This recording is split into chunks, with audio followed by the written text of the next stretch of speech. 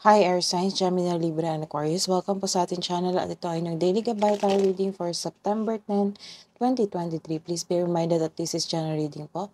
So, maaari kayong makarelate o hindi. Just take what resonates. Gamitin ang reading na ito bilang gabay lamang. Balik po kayo dito bukas para sa ating Daily Gabay Tarot Reading for September 11, 2023. Please like, subscribe, and click bell button para updated po kayo sa daily tarot reading natin. Maraming salamat po.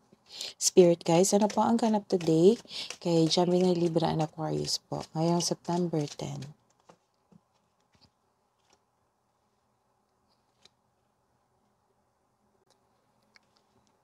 Sa araw na ito, nagkaroon ng lack of confidence sa inyong trabaho. Mas nangibabaw yung takot mo of taking your work to the next level. So the advice is, it's time to step out from your comfort zone if you are serious about growth. So, ilan sa inyo, some of you may aalok na tulong pero hindi mo tatanggapin. You felt burned out sa trabaho mo ngayon. This card tells you to take a break. Take a break. Meditate muna or kailangan ng sapat na tulog para makapag-isip ka ng maayos, para ma-re-energize ka. Oo, ma-re-energize ka at ganado ka muli sa iyong trabaho, sa pagbalik mo. So, don't push yourself so hard.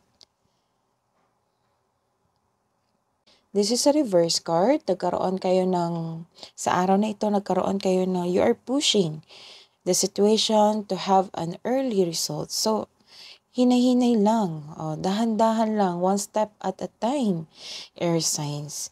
Wag nyo, masyado kang aggressive ngayong araw na ito. Siguro, gusto nyong matapos agad yung trabaho nyo. Kasi pag sobrang minamadali yung trabaho nyo, baka hindi maganda ang result nito.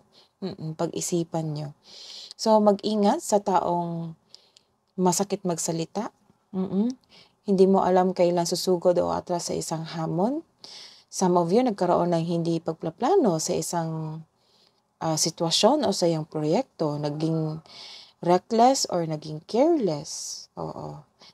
Some of you naging mainipin. Wala kang self-confidence ngayon. Kakulangan ng tapang, may takot, matalo, mas nanaig ang weakness. Mag-ingat sa taong in denial, insecure, paranoid, at kulang sa pasensya. So, minamadali mo yung trabaho mo ngayon. So, the advice is don't put yourself into rush. Kailangan mag-relax ka. Dalawang card na yung lumasbas yung energy mo. Sobrang pagmamadali sa isang trabaho para magkaroon ng results.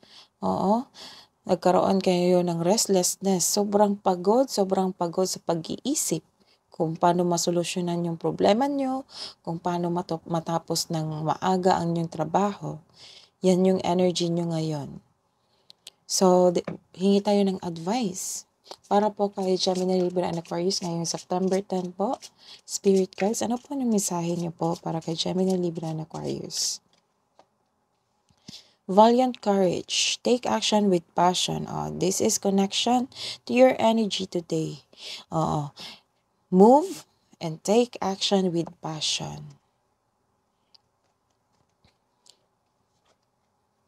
Answering the call. The time is now. Yan yung advice. Let's see your career and money ngayong araw na ito, September 10, Gemini, Libra, and Aquarius. Spirit guys, ano pa ang mensahe nyo para sa career and money para kay Gemini, Libra, and Aquarius ngayong September 10?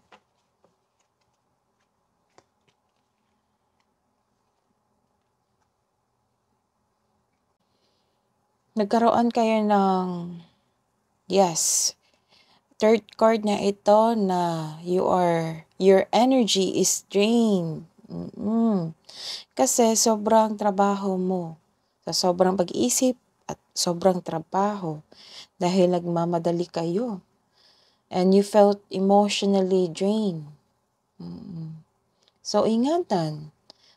Nakikita ko dito may sobra sa isang trabaho, sa alak, you eat too much, dahil sa sobrang pag-iisip. Sobra din sa trabaho. Mas nakikita ko dito ang sobrang pag-iisip sa trabaho at sobrang trabaho. May nakikita rin akong tension towards your coworker. So, mag-ingat. So, this card is a hope. You're healing now. So, you are decided to heal yourself, to move on, to take the opportunities. So, you listen to yourself. Na kailangan ng matulog ng maaga, mag-rest ng mabuti. Na to stop overthinking, to stop overanalyzing the situation. So, may unexpected help talaga. Kahit anong tanggi mo, may unexpected help na darating. So, ano kaya yan? So, what's the love and romance advice po? Message na po, Spirit guys, para po kay Gemini, Libra, and Aquarius kayo September 10.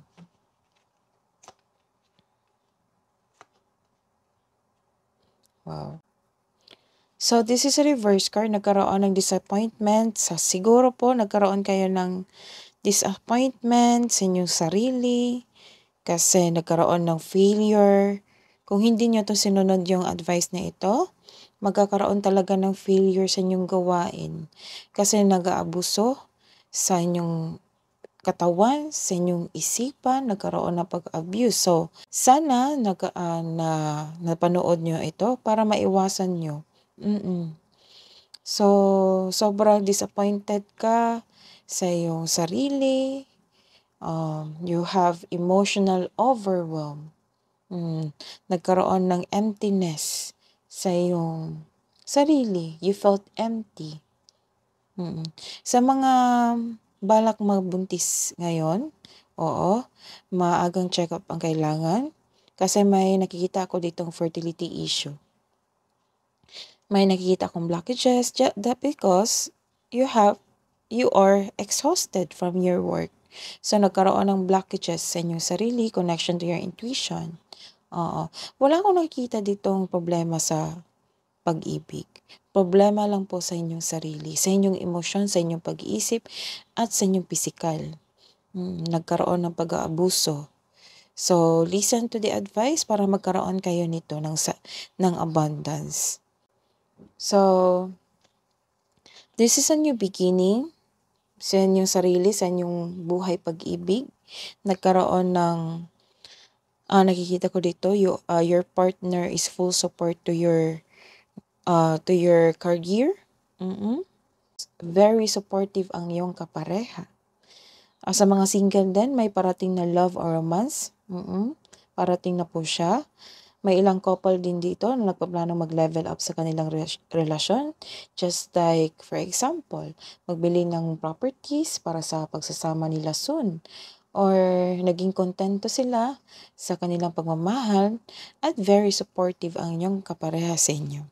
So, let's see the advice po para sa mga buhay single. Sa mga Gemini, Libra, and Aquarius. Write down your goals, dream big. So, let's see the advice for relationship para sa mga air signs, Gemini, Libra, and Aquarius, spirit guides. Synchronicity. A divine soul counterpart relationship is blessed with amazing moments of synchronicity. So, let's see the hidden truth. Ano ang iniisip mo? Ano ang iniisip mo sa kanya? Sa iyong past love, sa iyong secret admirer, the one that got away, para sa mga single. We need to let each other go. Ano po yung iniisip ng kapareha ni air sign? I wish things could be different. Ano po ang love advice para po kay air sign? Gemini, Libra, and Aquarius ngayong September 10. Life is a series of constantly shifting cycles. Life is a series of constantly shifting cycles. When we resist change, we resist the natural flow of life and create unnecessary stress. Go with the flow. You will be surprised where it leads. So, go with the flow. Masusurprise ka lang po sa blessings na parating. Another advice po, communication is the key. Communication to your to your co-worker, communication to your loved ones, sa inyong kapareha din. What's the angel advice, archangel's advice? Spirit guides. All is well. Message from Archangel Jeremiel. Everything is happening exactly as it's supposed to.